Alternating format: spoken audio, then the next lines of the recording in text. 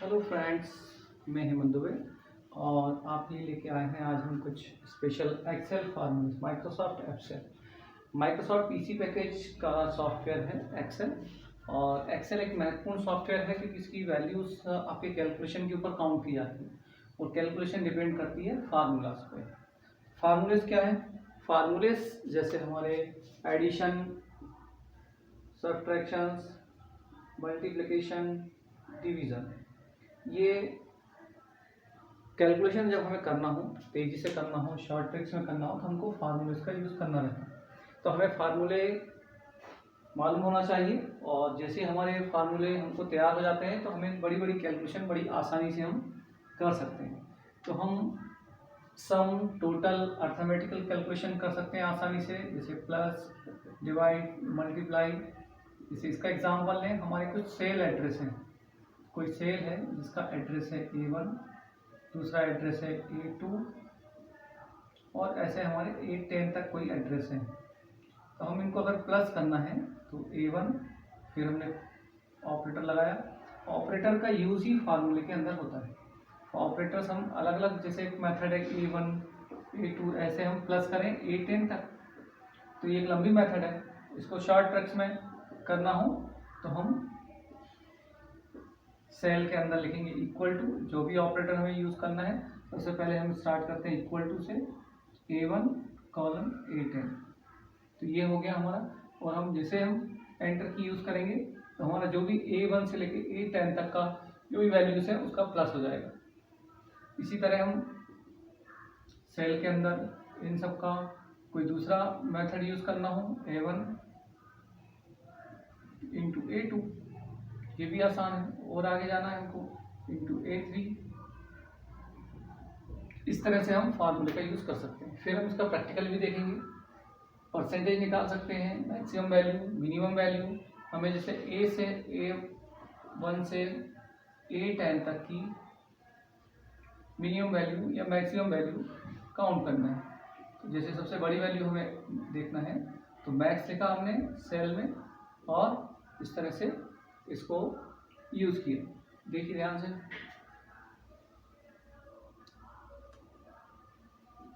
ठीक, गुड। तो ये सारे अर्थमेटिकल फार्मूले को हम यूज़ कर सकते हैं। ऐसी इफ कंडीशन है, इफ कंडीशन को भी हम देख सकते हैं। If A is greater than equal to 60, तो हमने देखा कि अगर हम कंडीशन चेक करते हैं कि जो 60 से ऊपर है वो फर्स्ट डिवीजन है, या हम चाहते हैं 60 से ऊपर है उसी को पास दिखाएं हम, तो A is greater than 60, then हमारी आगे का जो रिजल्ट काउंट हो, अगर ये कंडीशन सही है तो हमें A आए या पास का P दिखाए, और अगर फेल है तो F दिखाए। तो इस कंडीशन को हमें चेक करने के लिए, ये कंडीशन है, सही है तो पहली स्टेटमेंट, गलत है तो दूसरा स्टेटमेंट, और अगर टेक्स्ट मैटर है तो हम डबल कोट में इसको लिख देते हैं। इस तरह से एक्सेल के अंदर पूरी कंडीशन को सेट करके भी हम चेक कर सकते हैं कि हमारा मैथमेटिकल फार्मूले से सही काम हो रहा है कि नहीं हो रहा है। देखें इसको।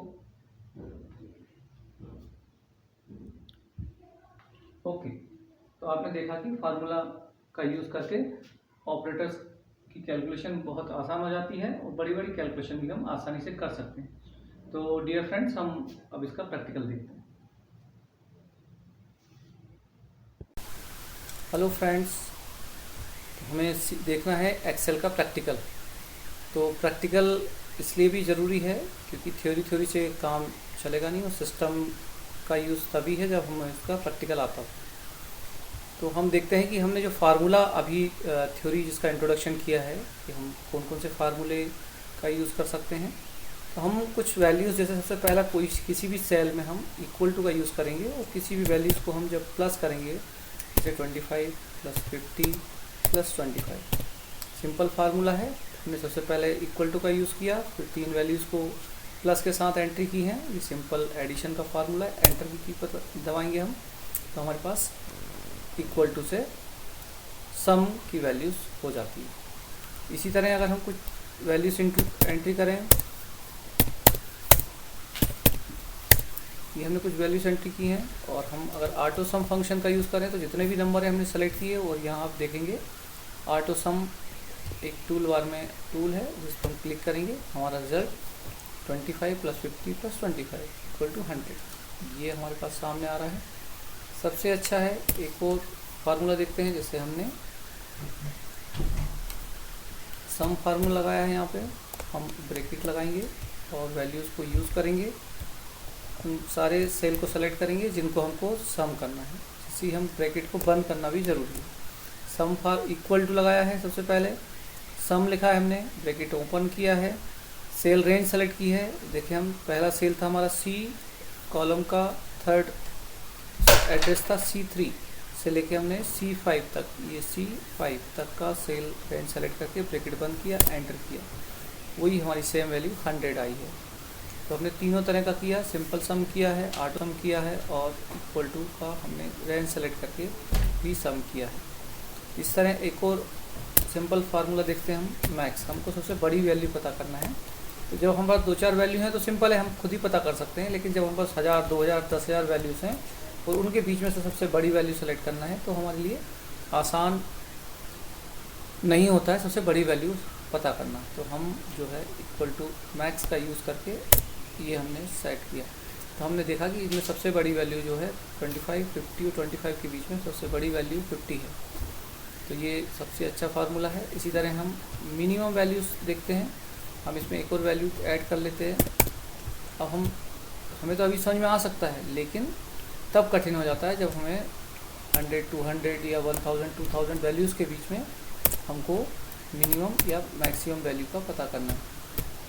हमने MIN किया है, ब्रैकेट लगाया हमने और यहाँ से हमने वैल्यूज़ को सेलेक्ट किया, ब्रैकेट बंद किया, एंटर। तो ये मिनिमम वैल्यू हमको पता चल गई कि इन वैल्यूज़ में सबसे छोटी वैल्यू कितनी है। और ये फार्मूला था हमारा, देखिए max formula, equal to sign लगा के हमने मैक्स सबसे बड़ी वैल्यू निकाली है। तो इस तरह हमने मिनिमम मैथमेटिकल फंक्शंस का यूज़ करके हम बड़ी आसानी से बड़ी कैलकुलेशन को बहुत ही आसानी से सॉल्व कर सकते हैं। और दूसरा देखें, हम एक शीट बनाते हैं स्कूलों में अधिकतर, या कॉलेज में, या हमारे कोचिंग इंस्टीट्यूशन में, या हमारे जहाँ भी शॉप पे काम रहता है तो वहाँ प्लस माइनस का कैलकुलेशन काफ़ी तेज़ी से करना पड़ता है। तो हम एक शीट, वर्कशीट बनाना रहता है, आंसर शीट या रिजल्ट शीट भी रहती है, स्कूलों में बनती है। जैसे हम देखें सीरियल नंबर, तो 1, 2 जो भी हमें सीरियल नंबर लेना है, ऐसे हम सीरियल नंबर ले लेंगे। जितने स्टूडेंट्स हैं उनके एक शीट बना रहे हैं हम, रिजल्ट शीट। हमारे नाम ले सकते हैं हम, जो भी हमें नाम चाहिए वो ले सकते हैं। उनकी क्लास ले सकते हैं, जैसे 12th क्लास का रिजल्ट अगर बना रहे हैं तो उनके सब्जेक्ट हमने डाले हैं, सब्जेक्ट 1, सब्जेक्ट 2, सब्जेक्ट 3। तो उन सब्जेक्ट के 4 सब्जेक्ट के हमको कोई भी हमने मार्क्स डाल लिए। तो हम देखें कि जितने हमारे सब्जेक्ट हैं, या तो सब्जेक्ट के नाम हो या हम सब्जेक्ट के नंबर से भी कर सकते हैं। जैसे नाम से मैथ्स है, साइंस है, ऐसा भी हम कर सकते हैं। तो ये हम जैसे देखें, हमने एक सब्जेक्ट, एक स्टूडेंट मोहन लिया है, 12th क्लास का स्टूडेंट है और उसके 4 सब्जेक्ट के हमने नंबर डाले हैं। और हम चाहते हैं कि जैसे अभी हमने थोड़ी देर पहले ही सम फार्मूला देखा, हम सम करेंगे, उसको इक्वल टू लिखा, सम लिखा, स्मॉल ब्रैकेट ओपन किया और उसके बाद हमने स्मॉल ब्रैकेट के बाद उसकी रेंज सेलेक्ट की है कि उसके कितने सब्जेक्ट हैं। हमें मालूम है कि इसके 4 सब्जेक्ट हैं, तो चारों सेल हमने सेलेक्ट कर लिए हैं। यहाँ पे D4 से लेकर G4 तक दिखा रहा है। D ये है कॉलम और उसका सेल का एड्रेस रो नंबर से बनता है, 4th रो है। तो D4 से लेकर हमारा G4 तक का रेंज हम सेलेक्ट करके ब्रैकेट बंद किया, हमने देखा ये टोटल आ गया। इसका हम एक परसेंटेज भी निकाल के देख सकते हैं। हम मालूम है कि पहले टोटल परसेंटेज निकालने के लिए हमको टोटल चाहिए, फिर परसेंटेज निकालने के लिए 100 से मल्टीप्लाई चाहिए। कितने सब्जेक्ट हैं हमारे, 1, 2, 3, 4 सब्जेक्ट हैं। 100 मार्क्स का नॉर्मली एक पेपर होता है। 400 से हम जैसे ही डिवाइड करेंगे तो हमारा परसेंटेज 66 आ गया। अब हम ये जानते हैं कि इस परसेंटेज को निकालने के लिए हमें एक फार्मूले की रिक्वायरमेंट होती है, जो हमने फार्मूले बार में यहाँ दिख रहा है।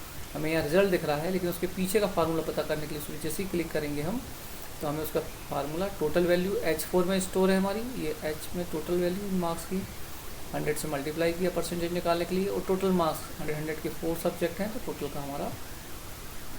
लेकिन एक छोटी सी और चीज़ बताएं इसमें कि इसमें हम जानते हैं कि डेसिमल के 2 पॉइंट्स तक हमको रिजल्ट देखना रहता है। तो हमें यहाँ एक ही पॉइंट दिख रहा है, डेसिमल के बाद एक ही आया है, डिजिट आया है। यहाँ 66 के बाद 00 होने के कारण कोई मार्क्स, जबकि 66.00 हमें दिखना चाहिए। तो उसके लिए क्या करेंगे हमको सेलेक्ट किए हमने जिनमें वैल्यूज़ को डेसिमल के बाद 2 डिजिट तक चाहिए है। आपको समझ में आ रहा है? हम अगली क्लास में और उसको करवाएंगे और आगे का बताएंगे, तो फिर पिछला फिर से रिवाइज करवाएंगे। हम जैसे ही हम इसको फार्मूला सेल में जाते हैं और हमें कितने डिजिट तक चाहिए रहता है, हमने कहा हमें 2 डिजिट तक चाहिए, तो नंबर में जाएंगे हम, और ये 2 नंबर हैं।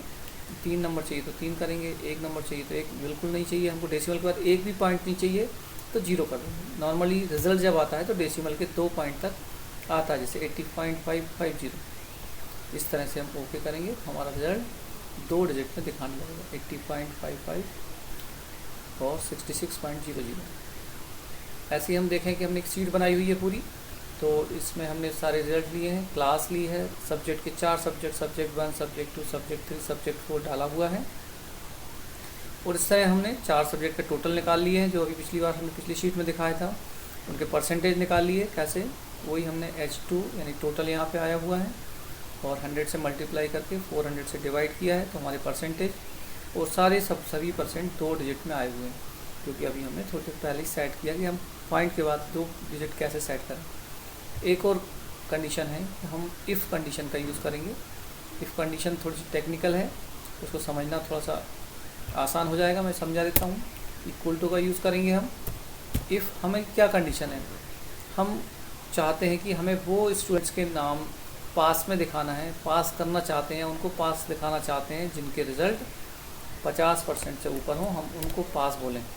तो हमने कहा इफ़ ग्रेटर देन, इफ़ हमारी जो वैल्यू है क्या है, पहले हम ब्रैकेट लगाएंगे, फिर हमने कहा कि हमारी वैल्यू किस है, हमारा परसेंटेज या रिज़ल्ट कितना है, जो भी परसेंटेज है वो अगर ग्रेटर देन इक्वल टू 50 है, तब क्या होना चाहिए, अगर ये बात सही है तो हमें वो रिज़ल्ट आना चाहिए पास।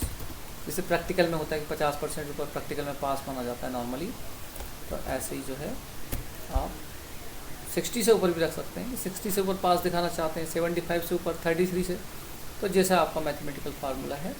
और अगर ये कंडीशन सही नहीं हो रही है, अगर ये आपका जो दिया गया परसेंटेज है आया है, I2 में जो परसेंटेज है या I कॉलम में जो भी परसेंटेज है वो 50 से कम आ गए, 50 से अधिक हो रहे हैं तो पास का है, और उससे कम हो गए तो क्या कहे, तो हम उसको पहले उसको जो भी मैटर है हमारा उसको दिखाने के लिए ब्रैकेट में लिखेंगे। यहाँ पे हम अगर हट जाए तो फिर फार्मूले बार में ऊपर जाके हम उसको सही करेंगे। डायरेक्ट वहाँ से सही नहीं होता है, फिर ऊपर फार्मूले बार पे क्लिक करेंगे हम यहाँ पे, और यहाँ पे आके हम उसको जो भी मैसेज दिखाना चाह रहे हैं वो डबल कोट में ले लेंगे, तो हमारा आंसर सही से दिखा दिया गया। अब हमने इस फार्मूले बार से फार्मूले को कॉपी कर देते हैं, यहाँ से लेके कहाँ तक रिजल्ट आया हुआ है हमारा, यहाँ तक। देखिए सभी लोग पास हो गए, पास पास पास, एक कोई फेल हो रहा है। क्यों फेल हो रहा है? क्योंकि हमारा जो रिज़ल्ट है वो फार्मूले में लिखा है हमने कि I7 greater than equal to 50 अगर होता तो वो पास दिखाता, क्योंकि 50 नहीं हो रहा है। 45, एक स्टूडेंट 45 पे जा रहा है तो हम उसको पास नहीं कह रहे हैं। इस तरह इफ़ कंडीशन बहुत ही आसान है, थोड़ा सा उसमें टेक्निकल पॉइंट का ध्यान रखना रहता है, कुछ लॉजिक का ध्यान रखना पड़ता है। तो हम जल्दी अगली क्लास में इसको और अच्छे से और नेक्स्ट क्लास में और एग्जाम्पल देकर हम बताएंगे। Thank you.